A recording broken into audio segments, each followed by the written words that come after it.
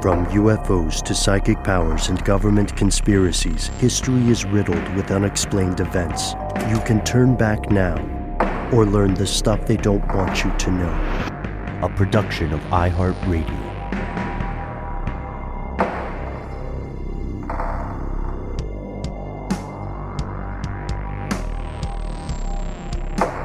Hello, welcome back to the show. My name is Matt. My name is Noel. They called me Ben. We're joined, as always, with our super producer, Paul Mission Control Decant. Most importantly, you are you. You are here. That makes this the stuff they don't want you to know.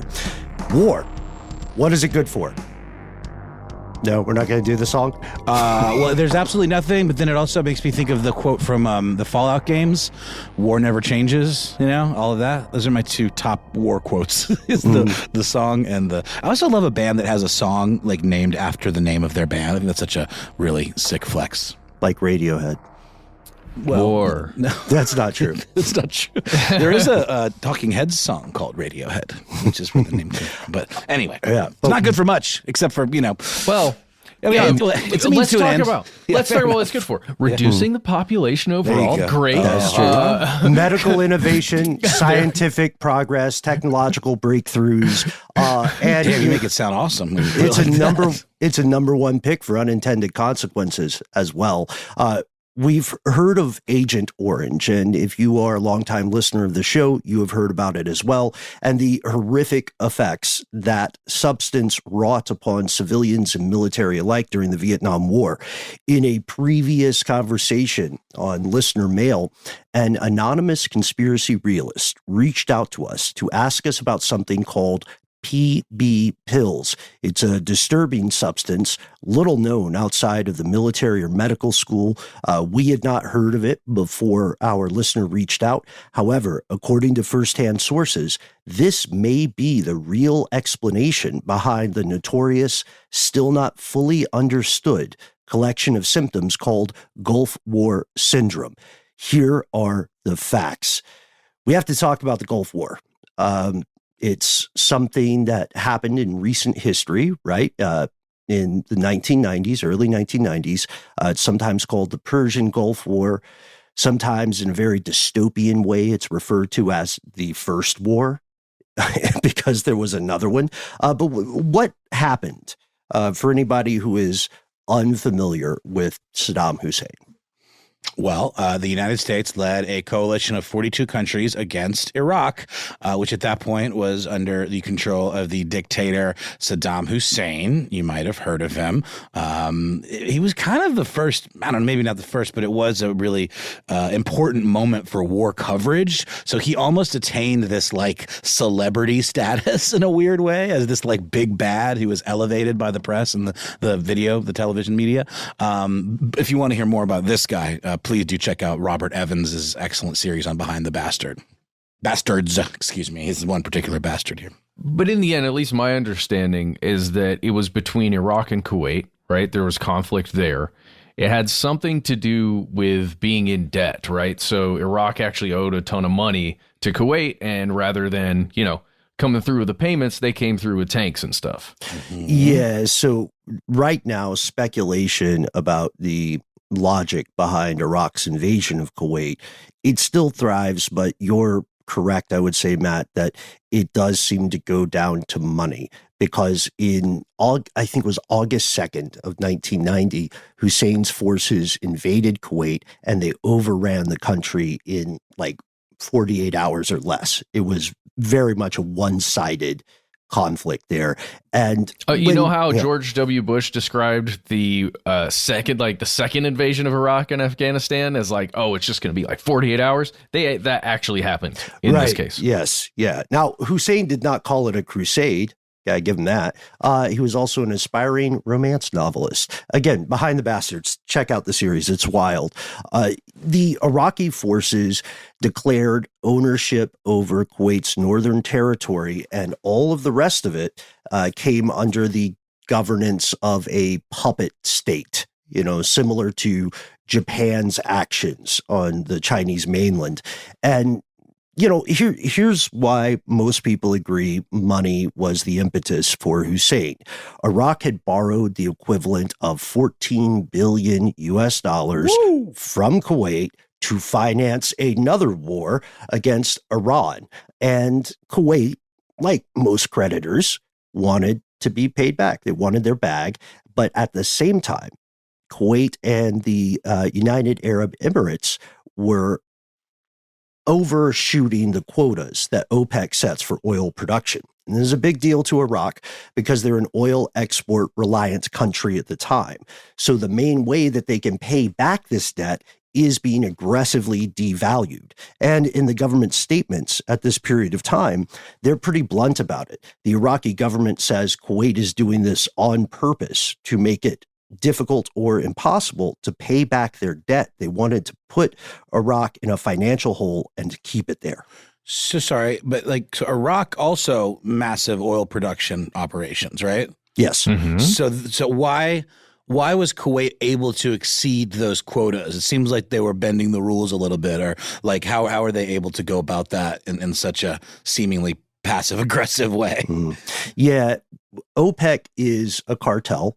And I know cartel has some sinister connotations, but OPEC essentially exists to slow the faucet of oil and regulate prices, at the very least, even them out. Yep. Mm-hmm. Right. So it's price fixing, and it is focused on providing predictability and stability for oil exporting nations. However, it's a paper. Basically, they sign a piece of paper saying, we'll do this, we'll agree to this. Yeah. And there's not a way to stop them from going back on their word. Well, and there are real world constraints on an oil producing country, right? And all of it's measured in barrels per day, which is the thing OPEC can kind of control, right? How much money can you get for that single barrel of oil? And, if you can only make X number of barrels, when that price fluctuates, you're in the economics of your country can fluctuate wildly, right? Yes. Which is what's happening here, and why it felt like, let's say, to Iraq, that Kuwait had its boot on its neck in some way. It's a good example of putting all your economic eggs in one basket. Even if that basket or those eggs are incredibly valuable, it's still one thing, right? And that can hamstring you down the line if you don't have a more diverse economic outlook, right? Yeah, like RZA said in the Chappelle Show, you got to diversify your portfolio. And diversify your bonds. Exactly, the bonds. Yeah, the bonds. I went with portfolio because it sounded a little more economically minded, but shout out to Chappelle Show. So did Hussein take a lesson from our pal, King Philip, street name Heavy P? Because that he handles Kuwait the way that Philip handles the Templars. He says the best way to resolve this massive debt is to remove the creditor from the board. The U.S. disagreed, as did most of the world. The United Nations and the Security Council specifically adopted two separate resolutions in the beginning, and they imposed economic sanctions against Iraq. The United Kingdom and the U.S. deployed forces into Saudi Arabia, literal boots on the ground, and at the same time, they urged other nations to follow their example. Eventually, as you said, Noel, they ended up with a coalition of 42 different nations involved in some way, and the wallets were open. Billions of dollars are powering this endeavor. Officially, it was an estimated $60 billion. However, we know war is messy. And so a lot of that money, the real toll financially is probably much higher. And we're never going to know the full extent of expense here. But we do know the bombing begins in January of 1991. And for any students of warfare, there are several notable aspects of this conflict. There are a lot of first-time things here. Yeah. Do you guys have memories of watching the Iraq War, like the invasion and the green cameras, the night vision stuff? And I just have clear visions of CNN showing, all of this stuff and watching it with my parents, just trying to understand what the heck's going on. Well, and I sort of alluded to that earlier, just about this being, or Saddam being almost like elevated to this big bad level by this kind of coverage. And I guess I didn't realize until I was looking at some of the research that Ben did here that this really was a first, and that this kind of coverage prior, even with like the Vietnam War, there were no embedded journalists. It was all stuff sent to the news stations that was very much controlled by the military. And of course, even the embedded journalists were very much controlled and handled by the media. But this was still different. It was very different. And yes, I do remember all of that. Yeah, real-time updates. The media forces and the government forces could attempt to sanitize what was depicted, but just like how live programs can have curse words slip through, you can't clean all of the footage. So for many citizens of the U.S. and the world entire, they were seeing the unedited reality of conflict. And it's a very, very ugly, strange, dangerous thing. This is also, I didn't know this, 3 of the largest tank battles in all of U.S. history also took place at this time. This is also the first time people deployed depleted uranium in a large scale. Yeah, hey, and head over to our YouTube channel and scroll all the way back to August 2023 to watch our special on it's the Gulf War Syndrome, Agent Orange, and depleted uranium. There's 3 separate videos, so definitely check that out. But guys, this is also Nurse Naraya, right? Yes. The testimony in 1990, it's right around the time of Iraq invading Kuwait is when we got the Nurse Naraya testimony that we've talked about on the show a couple times that turned out to be not true, dealing with, what was it? Babies being taken out of incubators. Incubated, yep. Yeah, we cover it in our book as well. I think it's chapter 5, I want to say, propaganda, or maybe it might be chapter 8, political corruption. Banger hit. Check out the art from our pal Nick Turbo Benson. It's true. It's something that people have been talking about for quite a long time. And this would also not be the last of these wars. In 2003, the battle begins anew. In the U.S., this was known as Operation Iraqi Freedom. At this point, still, even in 2024, in the grand scheme of things, the tragedies and heartbreak of war are comparatively fresh. We as a civilization simply do not know the full consequences of these interventions. We do know the threats were real. There were clear and present dangers. The West was very concerned with the Hussein administration's interest in biological and possibly nuclear warfare. And as previous lessons had proven time and time again, it is exceedingly rare, if not virtually impossible, for any government to walk back those ambitions. Once they get past a certain threshold, it is super uncommon. So the U.S. and its coalition, their idea is we're going to cut this off at the bud, or at least or cut this off at the root, nip it in the bud. You guys know what I mean. Well, yeah. Well, also, I mean, people certainly recall this obsession with disarming Iraq, and this idea of weapons of mass destruction was sort of the MacGuffin behind the whole Iraqi freedom operation. And it ended up like not being the case.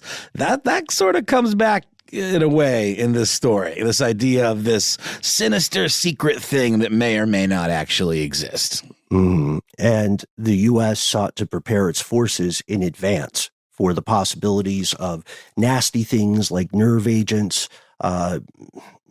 biological weapons, etc. Like the Gulf War itself, we would not know the full consequences of these preparations for some time. In the decades after the first Gulf War, more and more veterans from all sides of the conflict began experiencing a collection of strange symptoms that they could not explain. Fatigue, insomnia, rashes, diarrhea, intense cognitive issues. We would call it brain fog today, and muscle pain, like all around the kind of things where you would know that you were seriously sick, but you wouldn't have a name to put on the thing, right? You would be able to name all the stuff it was not. It was not the flu. You would test negative for other things, but you are clearly sick. And this became known as Gulf War Syndrome. For sure. And I mean, while there isn't a name exactly for this kind of thing, there's sort of a vague, foggy name for a thing that we don't know the name of. I mean, in this case, it was deemed or dubbed Gulf War syndrome or Gulf War illness. But according to a report released by the Institute of Medicine in 2013, about a third of Gulf War veterans suffer from what is referred to as a CMI, or chronic multi-symptom illness, which, like we said, is a series of symptoms that cannot be medically explained. And if anyone has ever had to deal with anything like this, or even just an illness that won't go away and the doctors don't believe you, or they keep treating it with the wrong thing, it can be so frustrating, because Western medicine doesn't always get it right, Well, there's a thing where, depending on how rare the illness you've got or the disease you've got, it's like, if you imagine the graph, the more rare it is, the less likely, a general practitioner is going to say, oh, this is it, right? Because you're going to go through the checklist of all the other things that could cause all of those different symptoms. With this Gulf War syndrome, it is so strange because it is so, there are so many human beings that are experiencing similar symptoms, right? That are, I don't know, broad spectrum, right? Amorphous. Exactly. Yeah. Yeah, it's tough because this is not saying that the medical professionals were purposely burying this, but a lot of times these guys feel like there is a conspiracy afoot to suppress what is actually happening to them. And unfortunately, there is a great deal of validity to that concern. We will see as we continue this evening that veteran advocacy groups had to fight tooth and nail to get this acknowledged, to not be dismissed. The public is still searching for an official explanation behind Gulf War syndrome. What could cause these otherwise inexplicable series of ailments? Is it possible, people were asking, that the U.S. government, in a rush to protect their soldiers, accidentally poisoned them? This is the story of PB pills. We're going to pause for a word from our sponsor, and then we'll dive right in.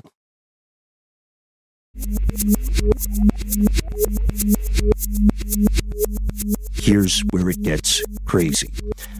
Pyridostigmine bromide. Worked on that one for a second. It's a doozy. The bromide part alone, I mean, anything I've heard bromide attached to usually isn't something that you necessarily want to ingest. I don't know. Maybe I'm just thinking of like potassium bromide. Yes, that's the last one I remember, which is the Mountain Dew guy. Which ain't good, right? And there's also brominated vegetable oil. You're right. That's what it is. That's that one. Yeah. Orange soda. Yeah. We're here to ruin the things you enjoy. So right now, I could just picture how many people drink orange Fanta, do you think, while they listen to the show? Oh, somebody had it in their mouth when you said that. We are sorry to you. but it My is bad. true. The potassium bromide was apparently used as a sedative in the 19th and early 20th centuries, but I believe it was discovered to not be great for you. Yeah, it happens. It happens. And that might be the story with PB pills as well. This stuff dates back. It was clearly established well before the Gulf War. It was patented in 1945. It's been used in civilian medicine since 1955. And primarily, then as now, it is used to treat an extraordinarily rare autoimmune neuromuscular condition called myasthenia gravis. Guys, is it weird to you at all? And myasthenia gravis, let's stay right there. But just as an aside, is it weird to you guys hearing that medicine is patented in 1945? Just considering, I guess there's chemical warfare occurring in World War II, right? With all kinds of gases and things that people are going to be exposed to. It would make sense that this is around the time when it gets patented and deployed. But it is just, I don't know. It's the human experimentation thing. Yeah. Oh, for sure. But you know, so many things they figure out down the line that's been around for ages. You can prescribe off-label, and it does other things. But I'm always suspicious when I hear off-label thrown around. It's like, hey, it just so happens that it kind of, sort of does this other thing that we didn't really realize, and let's prescribe it for that, even though it's not for that. I mean, a lot of medicine and indeed great invention is trial and error and finding something that you didn't intend when you were trying to do another thing unsuccessfully. Shout out to alchemy, which created chemistry. Shout out to Viagra, which was supposed to help with heart problems. Yeah, the microwave, right? With the something to do with the chocolate that melted in the guy's pocket. Like that was an accident, and then they realized they could harness that. And I guess if we're waxing poetic, Viagra can help with heart problems. I mean, it definitely helps with hard blood problems. I mean, problems flow. of the heart, relationship stuff. Exactly. Yeah, but so here's the thing. Here's why PB pills matter. So this substance is what's known as a cholinesterase inhibitor. There is a protein in your body, if you're human, called cholinesterase, and it breaks down a chemical called acetylcholine. Wildly mispronouncing this, maybe. But the reason this chemical is important, this acetylcholine, is because it helps your nerve cells and your muscles talk to each other. It's like a Zoom call for them or a telephone for them. And as a result, this PB substance helps that useful protein stay in your system longer. It helps your body activate the muscles. It lessens muscle weakness. So if you have a condition like myasthenia gravis, this is a godsend for you. It just keeps your body running the way it should. So it's preventative, right? Since this stuff helps your nerves and your muscles communicate, then the logic is that if another substance interferes with that communication, these PB pills can sort of hold the line. They can lessen the impact of some very nasty stuff. Sounds good. Oh, yeah, it sounds great. I think we're done for today. Are there a lot of people in the military that have myasthenia gravis? Not a ton. Not disproportionately, maybe with the rest of the population. Right? Weird. Yeah. It is a little weird, but of course, I was, sorry, we're not talking about potassium bromide, but I did look it up just to see what I was thinking about. And it was taken off of the market. It's used in veterinary medicine, but it's taken off the market for human use because of a litany of side effects that just outweighed any positives. And it was used as a sedative, and other, they call them hypnotics, had come out that were far more effective. So it was fully pulled for human use. And now it's apparently only used to, subdue pooches and kitties. But let's talk about the side effects of this other bromide situation, these PB pills. Oh, it's got them. Like every good drug, it's got side effects, and it's the scary stuff you gotta read in the ad. It's the fine print that they say really, really fast. But in this case, there's no ad for this. You just get handed some, as a person in the military. But let's talk about them. There's uncommon side effects, as again are always read in the ads. Well, let's currently welcome to the good guys, Marine. Take these. Make sure you don't get hit with nerve gas, but just in case you do, you're going to want to take some PB pills. Oh, thank you, sir. Currently, these are uncommon side effects, but include stuff like nausea, vomiting, diarrhea, stomach cramps, and cramps, twitching, or weakness of the muscles. Wait, how is it going to cause weakness of the muscles? It's supposed to do the opposite. Wow. Is your specialty questions? Get out of here. You know what I mean? Like and also there's a hell of a Venn diagram, right? Between, again, slowly, nausea, vomiting, diarrhea, stomach cramps, muscle cramps, twitching, and muscle weakness. That's pretty similar to Gulf War syndrome. Is this an antidote situation? Like, are you only supposed to take these if you're exposed to nerve gas? No, it's an all-the-time thing, ain't it? Yeah. It's a prophylactic. Yeah. Oh, but it's preventative. Oh, okay. Yeah. Sorry, I have a very specific image of that word that pops in my head when it's used. I think most people do. But okay. Technically, it is preventative, but it's not a vaccination. The idea is that if you are in a conflict situation, right? If you're in the armed services, you're out there in the Middle East, you might get exposed to nerve gas from Hussein's forces, stuff like sarin or soman. And then this stuff won't cure you, but it will make it more likely that if you are exposed to a nerve agent, you have a higher chance of surviving with no long-lasting ill effects. Quick review. What are the effects of these agents, or some maybe hit lists of some particularly gnarly effects if you get hit with a nerve agent? It's gonna mess with your body's ability to have your nerves connect to your body. It's the communication that the PB pills are actually supposed to be helping out here, right?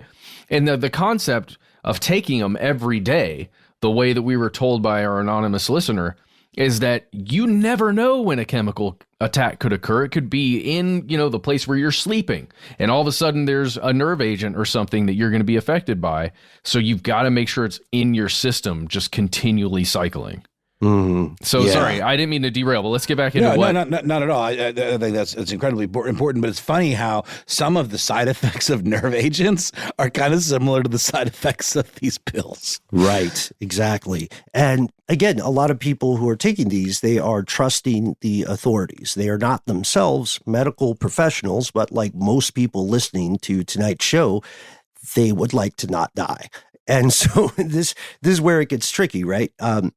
Like many substances, this was always thought to be non-harmful below a certain threshold, and that's where it gets tricky. How can we keep track of how much an individual person ingested and when? The VA, Veterans Affairs, has a lot of information on this, and we pulled some quotes directly from them. Yes, we did. And here goes one. PB pills were supplied to service members as 21 tablet blister packs with prescribed dosage as one 30-milligram tablet every 8 hours. Veterans' actual exposure is not known because pills were self-administered, and there are few examples in individual or unit health records from the Department of Defense.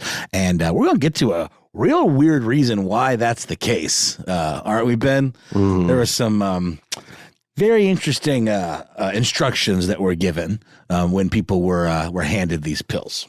Yeah, and there's a huge caveat in there that we have to spend some time on. The VA then and now is saying that soldiers were left on their own when it came to the dosage. They were given recommendations, like we outlined, but administering the PB pills was up to the individual themselves.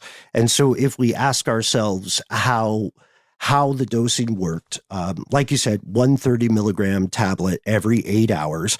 So that is, for some quick math, that's 90 milligrams every day. And the FDA recommends that people who have myasthenia gravis take up to 600 milligrams of PB pills or the PB substance every 24 hours, depending on the needs of the patient. And I saw this in a couple places, but not everywhere about this stuff. There was some indication from folks that they were asked to destroy records of who received these and whether or not they were taking them. Or again, if it's self-administered, there wouldn't necessarily be a record of how many times or how often they were taken. But I did hear in a couple of talks and in some articles that there was this sense that they didn't want a record of like how these were distributed.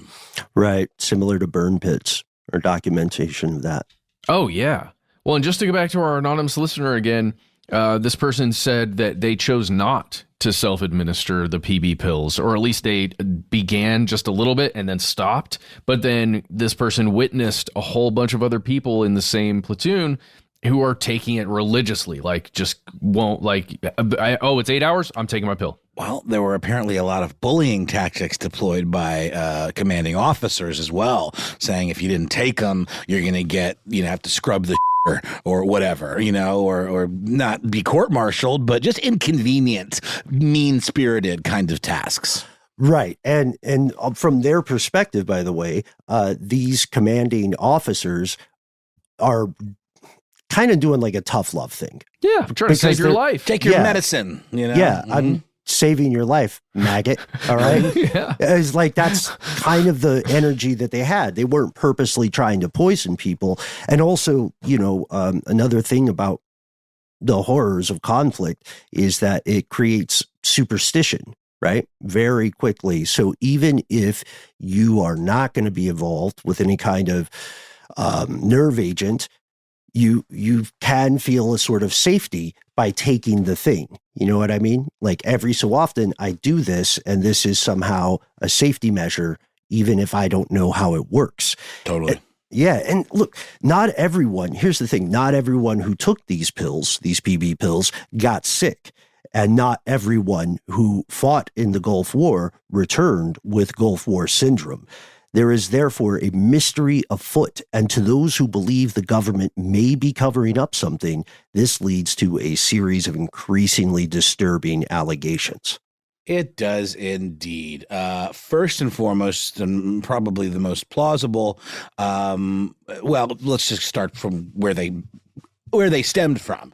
These were from veterans and veteran advocate groups, which includes a lot of different individuals, whether it be family members trying to go to bat for their loved ones and speaking out publicly. I saw a really, really great TED Talk from a woman named Jennifer Jackson Gourillas, Gkourillas, who had a loved one, and she does this talk as an advocate for that individual. But then there's also, veterans affairs groups, and less so maybe the VA, but there are advocates groups that sort of exist to improve the way the VA functions, right? So the most plausible that comes out of these various sources is that Uncle Sam administered PB pills without proper oversight, methodology, and research, because this was put out without FDA approval. They were given something called a waiver, which I believe is very similar to what happened with COVID-19 vaccines.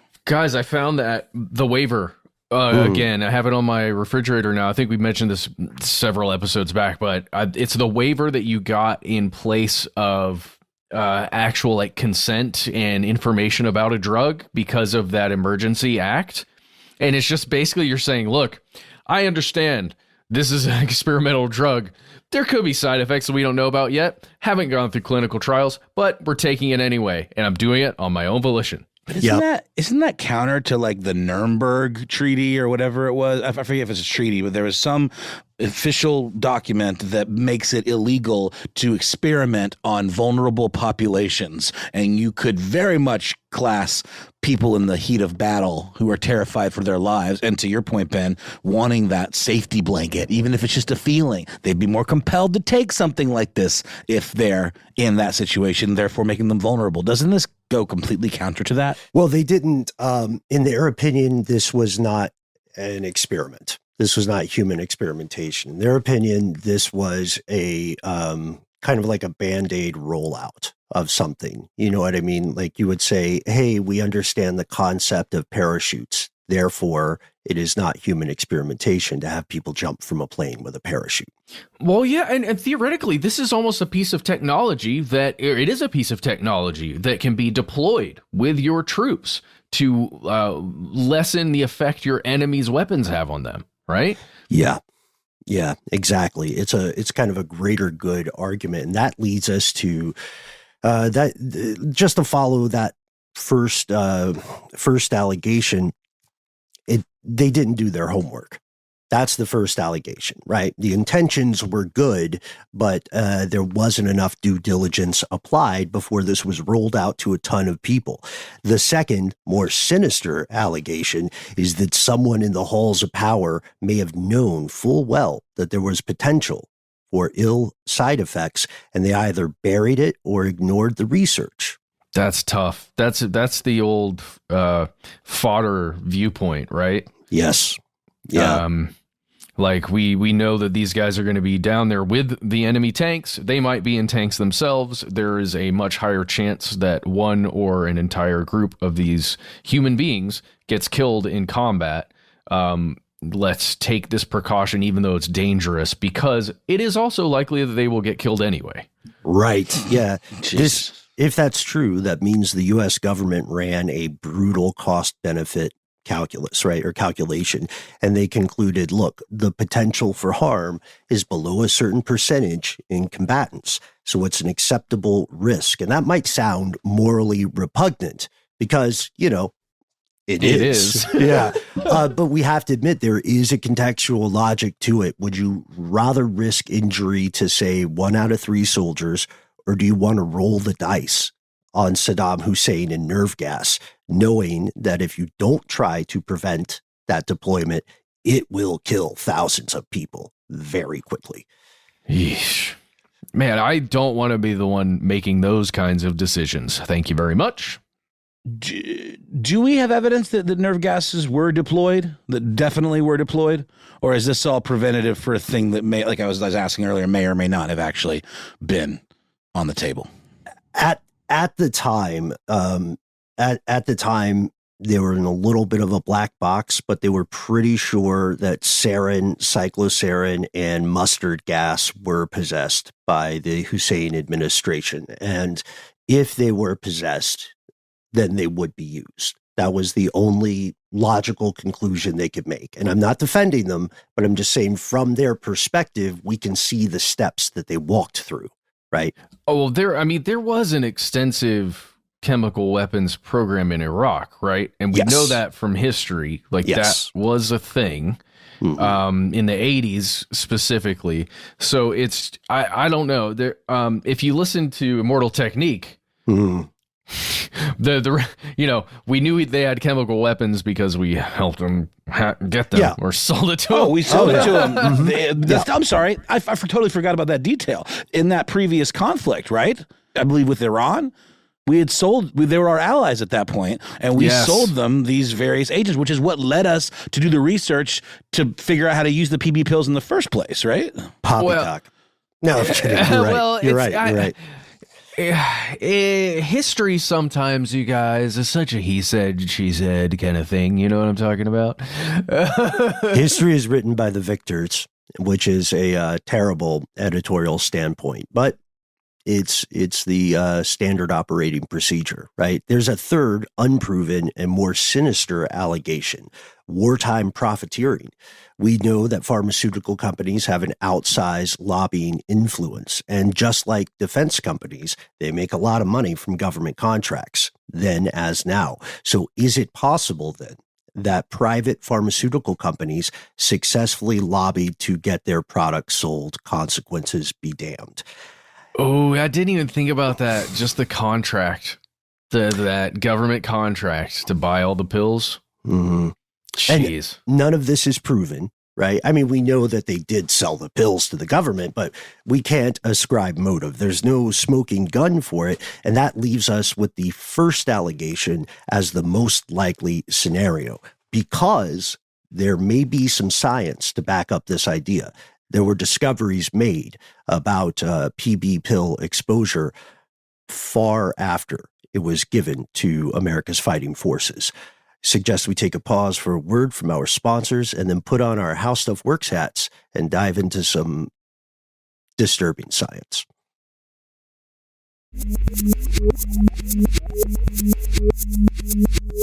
And we've returned.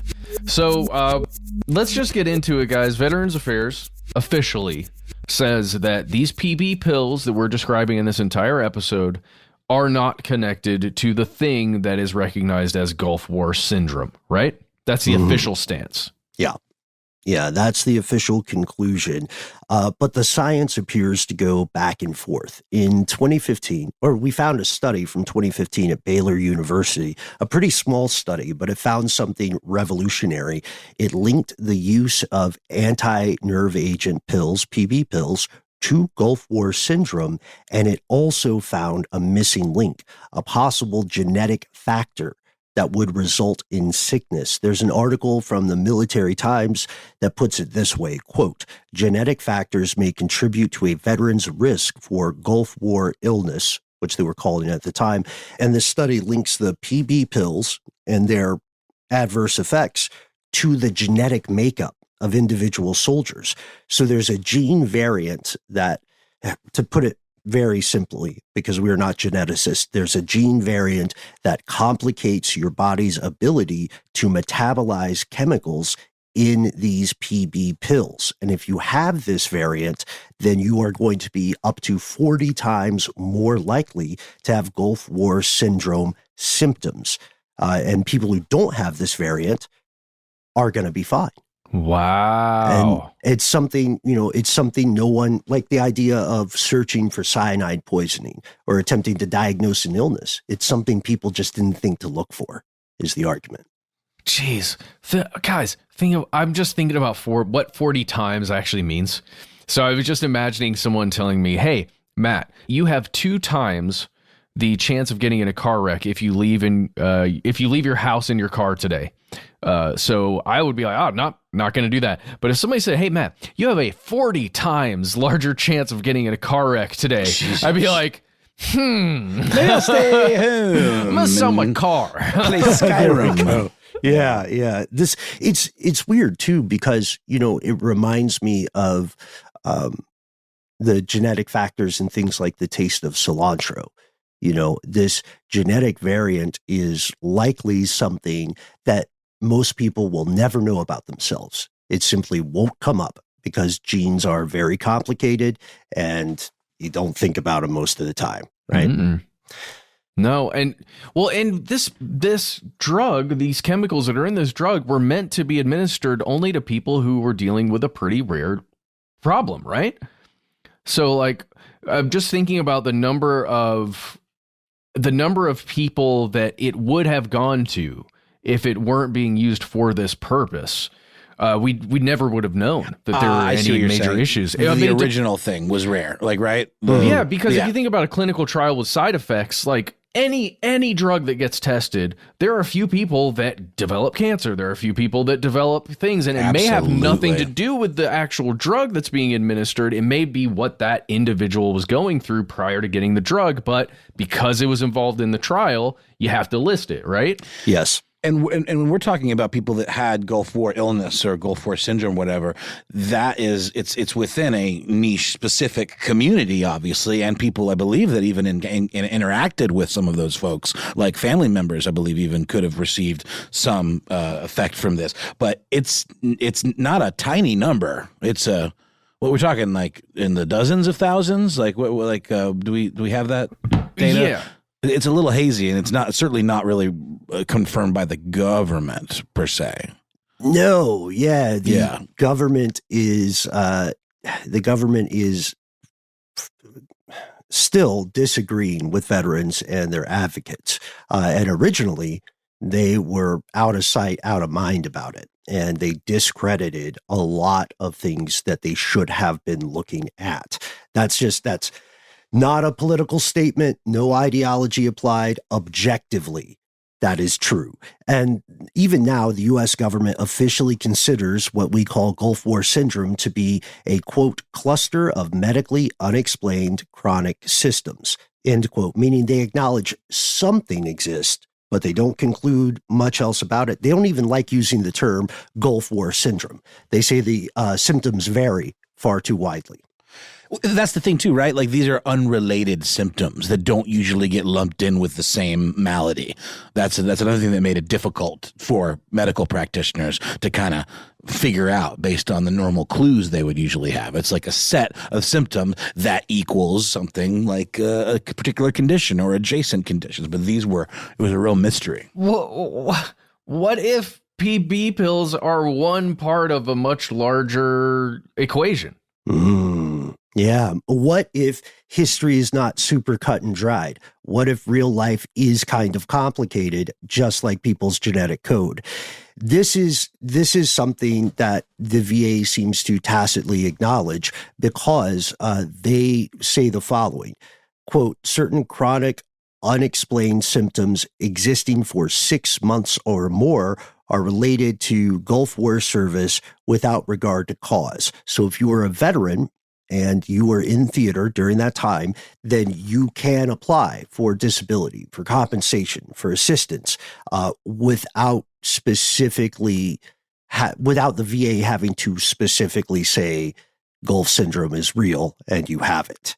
They can just say, unexplained things, you happen to be in the Gulf War. We know the government is all about plausible deniability, both internally and, publicly, especially publicly.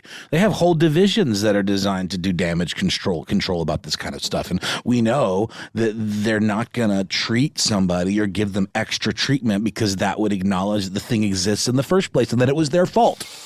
Right. A lot of the conspiracies that you see in the world of government are someone messed up and then someone tried to cover it up, or CYA, right? And there are, to your point, Matt, there are other possible causes, and they likely did affect people. We're talking about things like burn pits, oil well fires, because this is a resource war, right? Oil wells are set on fire in Kuwait by the Iraqi army as they're retreating. They're doing this scorched earth thing, right? If I can't have it, you can't either.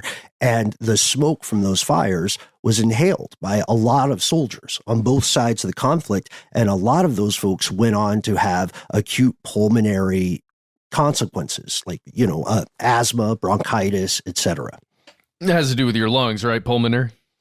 Oh, yeah, and other chronic effects. Yes. Just throwing that out there in case anybody didn't catch it. When did we talk about burn pits recently?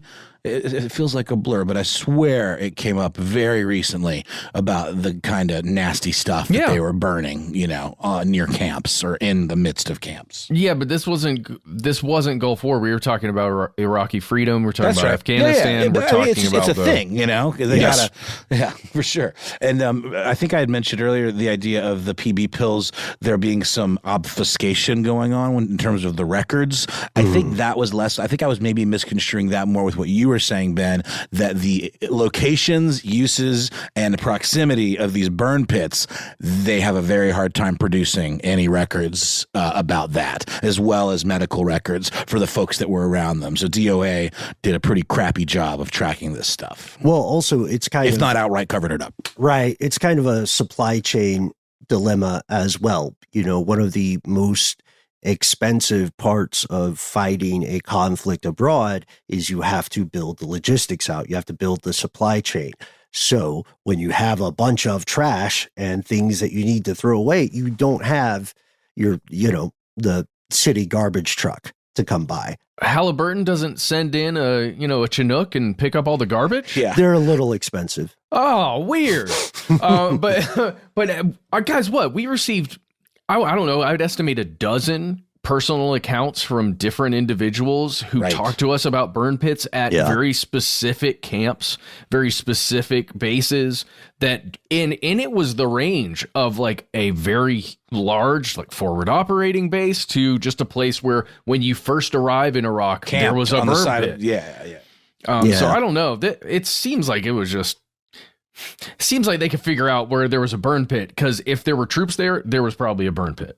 And I'm sure that you guys saw this in your research as well, but I did find a full text, version, very, very no bells and whistles, of the second report by the Committee on Government Reform and Oversight, which is indicated as a investigation into Gulf War veterans' illnesses. It says VA, DOD continue to resist strong evidence linking toxic causes to chronic health effects. And if you do a search for the word records in this, 76 instances of that occur, and almost every one of them tied to there are none. So just that's where I got that information. It's a real report from 1997 from Congress.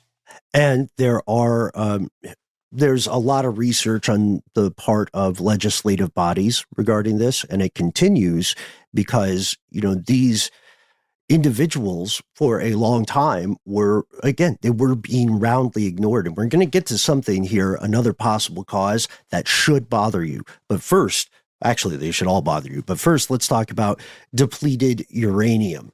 The Gulf War is the first time this stuff is used on a large scale. As a weapon, right? Yeah, in military applications, DU, or depleted uranium, is ideal for use in armor penetrators. As one Marine friend of the show put it, it shoots through stuff good. Yeah.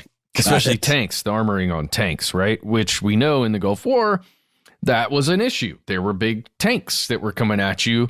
The U.S., had larger tanks, more technologically advanced tanks, and depleted uranium rounds. And this is just a byproduct of nuclear energy creation, or where is this stuff coming from? They just have all this depleted uranium laying around. Is that right? It is kind of just like a trash that they're reusing to blow up tanks? Yeah, depleted uranium is naturally occurring uranium, and it's been stripped of most of, but not all of the radioactive goodies. And it is a byproduct.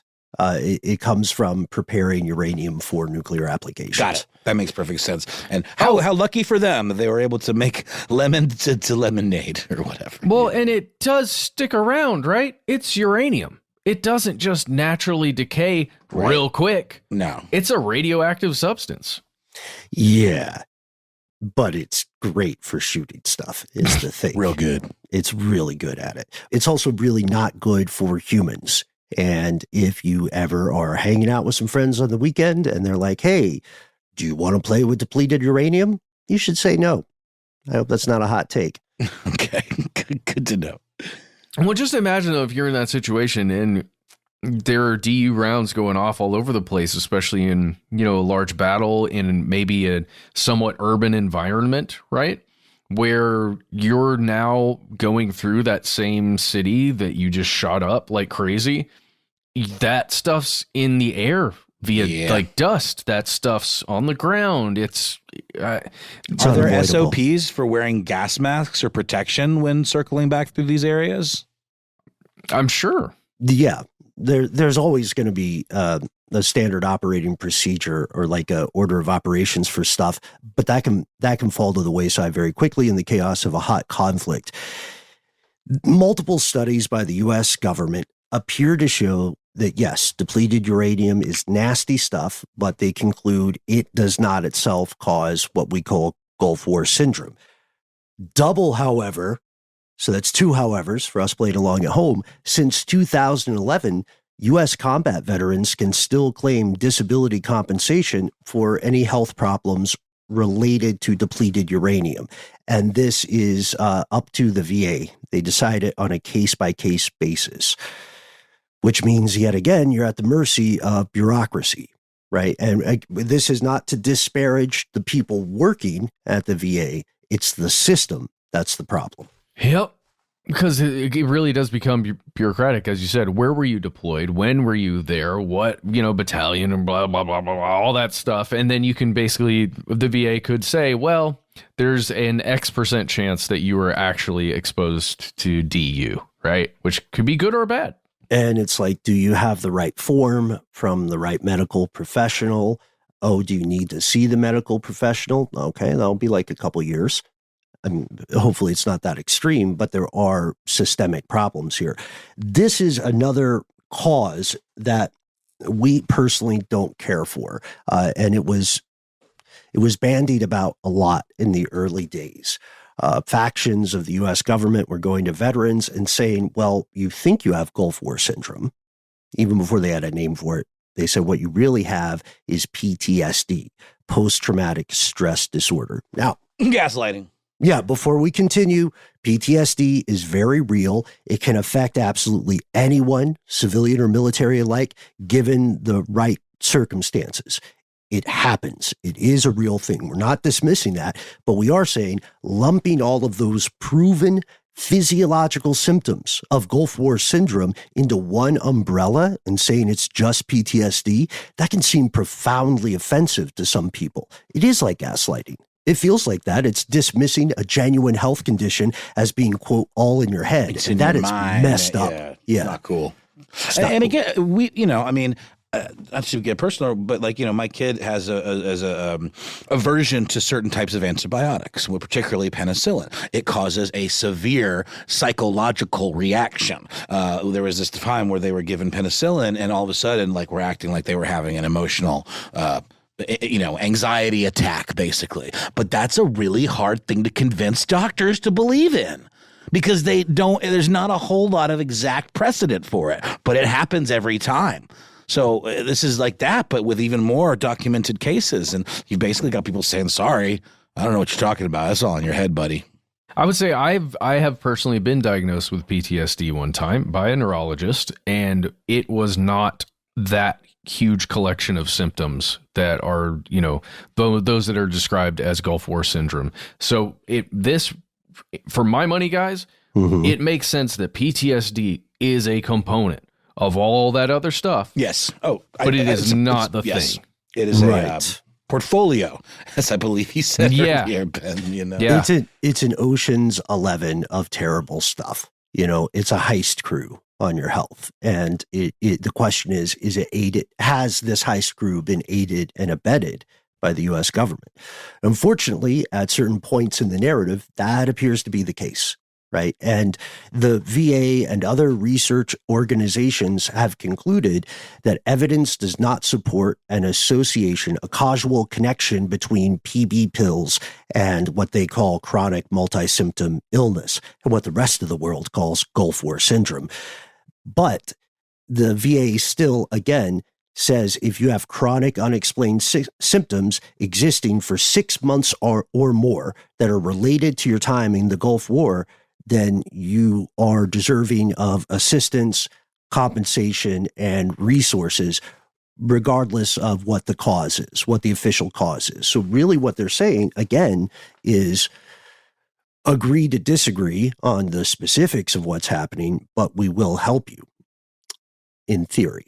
And this, it seems like, I don't know, after looking into this, folks, we believe the most likely factor for PB-related GWS, Gulf War syndrome, it has to hinge on that previously unknown genetic variant. And again, there are people who never took PB pills who do have Gulf War syndrome because as we've shown, there are other factors that can create this. Yep. And I do wonder how many of those factors add up to create. How many do you need, right? Do you need the burn pits and the PB pills, and then you're in Gulf War syndrome territory? Do you need PTSD and burn pit? Just what are the things? It reminds me of the stuff with AstroTurf giving people cancer, where it was really difficult to show the correlation or maybe causal. I can't remember. I always get those confused. I know the difference, but there was something with that where it was very tricky to show that these people that got cancer definitely got it because they were rolling around in AstroTurf. Right. Because there were other factors. Yeah. Yeah. Mm-hmm. And this is all unfortunately true. We know that the idea of a genetic variant can explain why some people ingested these pills with no lasting effect, while others may have incurred lifelong medical consequences as a result, even when following official guidelines to the letter. And just like the VA decides stuff on a case-by-case basis, the causes of Gulf War syndrome for a lot of individuals in the armed services may vary case to case as well, to your point, Matt. And the most important thing here is that if you served in the Gulf War in Operation Desert Shield or Desert Storm anytime after August 2nd, 1990, the VA wants you to know that you may be at risk of certain health conditions. So they are admitting that something is up. And that is, as strange as it sounds, that's actually progress from the 1990s. Now they're admitting the house is haunted. And like you said, Ben, I mean, that's a big deal because that just doesn't happen unless they've got no other route, and at that point, it's like damage control. Really quickly, guys, imagine 23 years after that August date in 1990, we made our video series, right? And then, 10 years later? Less than 10 years later, we're talking about it again. And it's still a problem. Just the span of time. And there are people out there who have been dealing with this since 1990, or at least, 1991, 92, after they were exposed to all this stuff. Well, we haven't really talked about personal experiences or personal accounts of people that actually suffer from this, but they are out there. And that TED Talk I mentioned, TEDx Talk, if you want to hear someone describing how debilitating this is for a loved one, that's a good source. And just search for, Gulf War syndrome testimonials. They're out there. And this is stuff that literally is causing people's quality of life to just being just absolutely in the tank. Yeah. And there are, you can find, just through a quick YouTube search, you can find some contemporaneous reporting. I'm thinking especially about an interview out of KMOV TV 4 in Missouri that was from like 1996. And they interviewed veterans about this before the VA reached its current conclusions. So you can see the pendulum moving in the right direction. But for many veterans, leaving combat only led to another battle, a battle for their conditions and injuries to be acknowledged, rather than buried under paperwork or swept under a bureaucratic rug.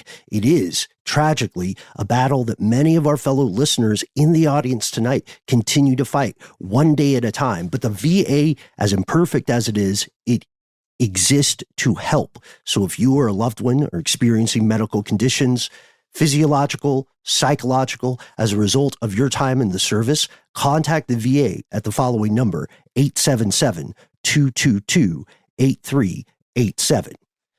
You might be on hold for a while, but that's why they're there, to help you, not to put you on hold, just to clarify. And with that, we want to hear your experiences. Noel, to your point about personal stories. Tell us about your encounters with Gulf War syndrome, as well as other potential conditions related to combat, and let us know whether you think there's a cover-up afoot. We try to be easy to find online.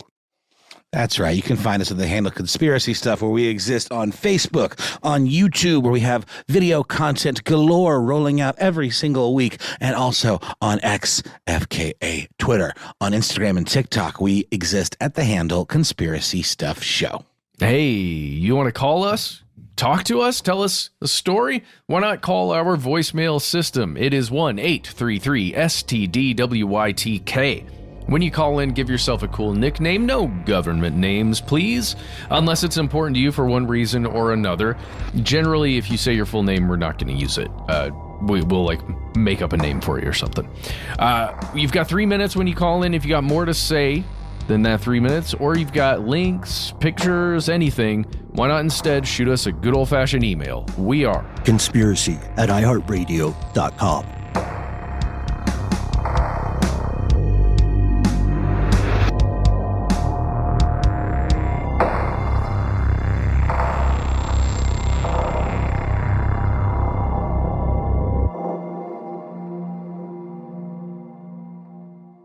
Stuff They Don't Want You to Know is a production of iHeartRadio. For more podcasts from iHeartRadio, visit the iHeartRadio app, Apple Podcasts, or wherever you listen to your favorite shows.